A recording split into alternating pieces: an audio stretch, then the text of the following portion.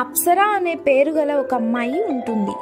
అప్సర నిజంగానే చాలా అప్సరసలాగా ఉంటుంది. అప్సర ముఖం చాలా తేజస్సుగా మరియు అందంగా ఉంటుంది. అందరూ ఆమె అందం గురించి మాట్లాడుకునేవారు. అప్సరతో పాటు ఆమె తల్లిదండ్రులు కూడా కలిసి ఉంటారు. ఇంట్లో అందరూ ఆమెను ఎంతో ప్రేమగా చూసుకునేవారు. అప్సర ఇంటి పక్కనే ఒక ఇల్లు ఉంటుంది. అందులో రుద్ర అనే ఒక వ్యక్తి ఉంటాడు. రుద్ర అప్సరతో చనువుగా మాట్లాడతాడు. ఇద్దరి మధ్య మంచి స్నేహం ఉంటుంది. అప్సర కూడా రుద్రాని మంచి స్నేహితుడిగా భావిస్తుంది. ఒకరోజు అప్సర ఇంటికి రుద్ర వస్తాడు. ఇద్దరూ మాట్లాడుకుంటూ ఉంటారు. అప్పుడు రుద్ర, అప్సర, నీకు ఈ పేరు ఎవరు పెట్టారు? దేవకన్యలు పెట్టుకున్నట్టు అని రుద్ర గట్టిగా నవ్వుతాడు. ఇది విని అప్సరకు కోపం వస్తుంది. రుద్ర, ఇలాంటి మాటలు నాతో మాట్లాడకు. నాకు అస్సలు ఇష్టం ఉండదు. నేనేం తప్పుగా మాట్లాడాను? సరే, పిలవద్దు అంటే పిలవనులే, కోపం తెచ్చుకోకు. నేనేదో సరదాకి అన్నాను. రుద్రాకి ఇంతలో అప్సరకి ఏం జరిగింది అని ఏం అర్థం కాదు. అప్సరకి ఏమైంది? ఇది వరకు ఇలా ఎన్నడూ మాట్లాడింది లేదు అని అనుకొని రుద్ర తన ఇంటికి వస్తాడు. ప్రతిరోజు అప్సర ప్రవర్తనలో మార్పు వస్తూ ఉంటుంది. ఈ మార్పును రుద్ర చూస్తాడు. అప్సర ఇది వరకులా ఇప్పుడు ఉండట్లేదు అని అనుకుంటాడు. రుద్ర చాలాసార్లు ఆమెతో మాట్లాడడానికి ప్రయత్నిస్తాడు. కానీ అప్సర మాత్రం రుద్ర మాటలను పట్టించుకునేది కాదు. ఒకరోజు రుద్ర ఒక దగ్గర కూర్చొని ఉంటాడు. అప్పుడు అప్సర అతని ముందు నుండి వస్తుంది. అప్సర రుద్రాని చూసి కూడా ఏమీ తెలియనట్టు అక్కడి నుండి వెళ్ళిపోతుంది. ఓ, అప్సరకి ఏమైంది? నాతో ఎందుకని మాట్లాడట్లేదు? మేమిద్దరం మంచి స్నేహితులం కదా, అసలు ఏం జరిగిందో ఏం అర్థం కావట్లేదు అని రుద్ర చాలా బాధగా ఉంటాడు. ఇక రుద్ర కూడా అప్సరతో మాట్లాడడం మానేస్తాడు. కొన్ని నెలలు ఇలాగే గడుస్తాయి. ఒకరోజు అనుకోకుండా రుద్ర చూపు అప్సర కళ్ళ మీద పడుతుంది. అప్సర కళ్ళ రంగు మారిపోవడాన్ని చూస్తాడు. ఇది వరకు అప్సర కళ్ళ రంగు నల్లగా ఉండేవి, కానీ ఇప్పుడు వాటి రంగు నీలంగా మారుతాయి. ఇది చూసి రుద్ర చాలా కంగారు పడతాడు. అతను అప్సరను ఆపి, అప్సర, ఆగు, నేను నీతో కొంచెం మాట్లాడాలి. అప్పుడు అప్సర రుద్రాని చూసి ఇలా అంటుంది, ఎవరు నువ్వు? నేనెందుకు నీతో మాట్లాడాలి? నాకు అవసరం లేదు అని అప్సర అక్కడి నుండి వెళ్ళిపోతుంది. దాంతో రుద్ర చాలా బాధపడి ఆలోచిస్తూ అప్సరకి నా అవసరం లేదనిపిస్తుంది, చూసి కూడా చూడనట్లు వెళ్తుంది, ఇక నేను కూడా ఏం మాట్లాడను అని అనుకుంటాడు. ఒకరోజు రాత్రి అప్సర ఒంటరిగా ఎటో వెళ్తుంది. అది రుద్ర చూసి, ఇంత రాత్రి అప్సర ఎటు వెళ్తుంది అని అనుకొని ఆమె వెనుకే వెంబడిస్తాడు. అలా వెంబడిస్తూ ఒక అడవి వరకు వస్తాడు. అప్పుడు రుద్ర చూస్తుండగానే అప్సర ఒక నాగినిగా మారిపోతుంది. ఇది చూసి రుద్ర చాలా భయపడతాడు. రుద్ర ధైర్యం తెచ్చుకొని ఆ నాగినినే చూస్తూ ఉంటాడు. అప్సర వెళ్తుంటే రుద్ర కూడా ఆమె వెనుకనే వెళ్తాడు. అలా అప్సర వెళ్తూ వెళ్తూ ఒక గుహ లోపలికి వెళ్తుంది. రుద్ర కూడా ఆమె వెనుకే వెళ్ళి ఆ గుహలోకి వెళ్తాడు.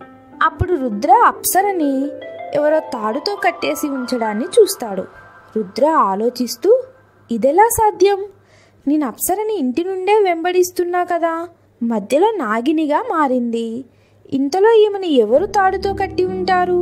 అప్పుడు అతను చూస్తూ ఉండగానే పక్క నుండి రుద్ర ఇంతకు ముందు నాగినిగా మారిన రూపం అక్కడికి వస్తుంది. నాగిని వెంటనే అప్సర రూపంలోకి వచ్చి మాట్లాడుతూ, నువ్వు ఇంకా కొన్ని రోజుల వరకు ఇక్కడే బందీగా ఉండాల్సిందే. నా ప్రతీకారం ఇంకా పూర్తవ్వలేదు. నేను నీ రూపంగా మారి నీ ఇంట్లోనే ఉంటున్నా. ఒక్కసారి నా పగ పూర్తవ్వని, అప్పుడు నిన్ను విడిచిపెడతాను. అప్పుడు అప్సర ఆమె మాటలు విని, ఎందుకని నువ్వు ఇలా చేస్తున్నావు? నా రూపంలో వచ్చి నీ పగ తీర్చుకోవడం ఏంటి? అందరూ ఏమనుకుంటారు నా గురించి? నువ్వు చాలా కఠినంగా ఉంటున్నావు. మా ఇంట్లో కూడా నువ్వు ఇలాగే ఉంటున్నావు కావచ్చు. ఇదంతా చూసి రుద్రకి మెల్లమెల్లగా మొత్తం అర్థమవుతుంది. ఖచ్చితంగా అప్సర రూపాన్ని ఎవరో తీసుకొని ఆమెతో కఠినంగా ప్రవర్తిస్తున్నారు అనుకుంటాడు. దాంతో రుద్ర ఎలా అయినా అప్సరను అక్కడి నుండి కాపాడాలి అని అనుకుంటాడు. రుద్ర అక్కడే ఒక మూలన చాటుగా ఉండి ఆ నాగిని ఎప్పుడు వెళ్తుందా అని చూస్తాడు. అలా ఆమె మళ్ళీ నాగిని రూపంలోకి వచ్చి గుహ నుండి బయటికి వెళ్ళగానే రుద్ర వెంటనే అప్సర దగ్గరకు వస్తాడు. రుద్రాని చూసి అప్సర చాలా సంతోషపడుతుంది. ఓ రుద్ర, నువ్వా? అయ్యో రుద్ర, త్వరగా ఇక్కడి నుండి వెళ్ళిపో, లేదంటే నీ ప్రాణానికే ప్రమాదం. లేదు అప్సర, నేను నిన్ను విడిచి ఎక్కడికి వెళ్ళను, నిన్నిక్కడి నుండి తీసుకెళ్ళడానికి వచ్చాను. రుద్ర త్వరగా అప్సరకి కట్టిన తాడును విప్పేస్తాడు. వెంటనే అక్కడి నుండి ఇద్దరూ కలిసి ఒక సురక్షితమైన ప్రదేశానికి వెళ్తారు. ఏం జరిగింది అప్సరా? అసలు నువ్వు ఇక్కడికి ఎలా వచ్చావు? ఆమె ఎవరు? అచ్చం నీలాగే ఉంది. రుద్ర, నువ్వు అనుకుంటున్నట్టు ఆమె నేను కాదు. ఆమె ఒక పగపట్టిన నాగిని. ఆమె ఎవరిపైనో ప్రతీకారం తీర్చుకోవాలంట, అందుకే ఇక్కడికి వచ్చింది. అవునా? అలా అయితే ఆమె వల్ల అందరికీ ప్రాణాపాయమే. మనం ఆమెని పట్టుకోవడానికి ఏదైనా చెయ్యాలి. రుద్ర రావడంతో అప్సరకు కూడా ఆ నాగిని ఎదిరించే ధైర్యం వస్తుంది. అవును రుద్ర, మనం ఎలా అయినా ఆమెను పట్టుకోవాలి. రుద్ర ఇంకా అప్సర ఇద్దరూ కలిసి ఆమెను పట్టుకునేందుకు ఉపాయం ఆలోచిస్తారు. ఆ నాగిని ప్రతి సాయంత్రం అప్సరను చూడ్డానికి ఆ గుహలోకి వస్తుంది. ఇదంతా అప్సర రుద్రకి చెప్తుంది. సాయంత్రం అవుతుంది. నాగిని గుహలోకి వస్తుంది. ఆ నాగిని అప్సర రూపంలోనే వస్తుంది. అరే, అప్సర ఎక్కడికి వెళ్ళింది? నేను ఆమెను ఇక్కడేగా బంధించింది అని అనుకుంటుంది. అప్పుడు వెనక నుండి రుద్ర ఇంకా అప్సర వచ్చి ఆ నాగిని పట్టుకొని బంధిస్తారు. ఏయ్, విడిచిపెట్టండి, నన్ను విడిచిపెట్టండి. మేము నిన్నస్సలు విడిచిపెట్టాం. నువ్వు అప్సర రూపంలో చేస్తుంది చాలా తప్పు. అప్పుడు నాగిని, దయచేసి నన్ను విడిచిపెట్టండి, నేను నా పగను తీర్చుకోవాలి.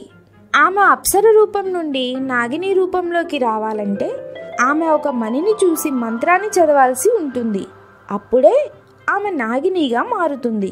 ఇదంతా అప్సరకు తెలియడంతో ఆమె నాగినికి ఆ మణిని కనపడకుండా చేస్తుంది. అప్పుడు నాగిని, అయ్యో, దయచేసి నన్ను విడవండి, నేను నా ప్రతీకారం తీర్చుకోవాలి. పగ? ఎవరిపై నీ పగను తీర్చుకోవాలి? నేను నా తండ్రిని చంపిన వారిపై నా పగ తీర్చుకోవాలి. ఆ ఇద్దరూ కలిసి నా తండ్రిని అతి కిరాతకంగా చంపారు. అవునా? ఎలా చంపారు? ఇక్కడికి కొద్ది దూరంలో మా కుటుంబం అంతా కలిసి ఉండేవాళ్ళం. కానీ ఒకరోజు ఆ ఇద్దరూ ఈ అడవికి వచ్చారు. మా తండ్రి మనిషి రూపంలో అడవిలో తిరుగుతున్నారు. వాళ్ళు మా తండ్రిని నీళ్లు అడిగి, అంతేకాకుండా చాలా పనులు చేయించుకున్నారు. ఇక మా తండ్రి నిరాకరించడంతో వాళ్ళు ఆయన్ని బాగా కొట్టారు. అప్పుడు నేనొచ్చేసరికి జరిగిందంతా ఆయన నాకు చెప్పి చనిపోయారు. రుద్ర ఇంకా అప్సర ఇది విని చాలా బాధపడతారు. ఏంటి, నిజంగానా? ఇంత చిన్న విషయానికి మీ తండ్రిని చంపారా? చాలా తప్పు చేశారు వాళ్ళు. నువ్వు వాళ్ళని చంపడానికి అప్సర రూపాన్నే ఎందుకు ఎంచుకున్నావు? నా తండ్రి నన్ను ఎంతో ప్రేమతో అప్సర అని పిలిచేవారు. నేను ఈమెను చూసినప్పుడు నాకు అనిపించింది వాళ్ళని ఈమె రూపంలోనే చంపాలి అని. సరే, మేము వాళ్ళపై నీ పగ తీర్చుకోవడంలో సహాయపడితే నువ్వు అప్సరని వదిలేస్తావా? నేనెన్నో రోజులుగా వారిపై పగ తీర్చుకోవాలనుకున్నా, కానీ వారు ఈ ఊరిలో లేరు. వాళ్ళ ఇంటికి వెళ్తే అప్పుడు తెలిసింది నాకు వాళ్ళు ఎక్కడికో వెళ్ళారని. వాళ్ళ కోసమే చూస్తున్నా. కొద్ది రోజుల్లోనే వాళ్ళు వస్తారంట. ఇక రుద్ర ఇంకా అప్సర ఆ నాగినికి సహాయం చేస్తారు. ఒకరోజు ఆమెకు ఆ ఇద్దరు హంతకులు కనిపిస్తారు. దాంతో నాగిని వారిద్దరినీ కాటేసి ఆ ఇద్దరిని చంపేస్తుంది. మరణించే ముందే ఆమె వాళ్లకు తాను ఎందుకు చంపుతున్నానో చెప్తుంది. రుద్ర ఇంకా అప్సరకు ఈ విషయం తెలియగానే వారు నాగిని దగ్గరికి వస్తారు. ఇక నేను ఇక్కడి నుండి వెళ్తున్నాను, నా ప్రతీకారాన్ని తీర్చుకున్నాను. మీరిద్దరు ఎంతో మంచివారు. ఇంత మంచివారిని నేనెన్నడూ చూడలేదు. బాధపడకు, ఇక నేనెప్పుడూ నిన్ను బాధించను అని చెప్పి నాగిని అక్కడి నుండి వెళ్ళిపోతుంది. అప్పుడు రుద్ర, అప్సర, ఇక పద, నీకెటువంటి అపాయం లేదు. ఇక నిన్నెవ్వరూ బాధించరు. రుద్ర, నువ్వు చాలా మంచి వ్యక్తివి. నీ వల్లనే ఈరోజు నాకు ఆ నాగిని నుండి విముక్తి కలిగింది. ఈ విషయం ఇంట్లో చెప్పొద్దు. లేదంటే వాళ్ళు చాలా భయపడతారు. సరే సరే, ఇక రుద్ర ఇంకా అప్సర ఇంతకు ముందులాగే సంతోషంగా ఉంటారు.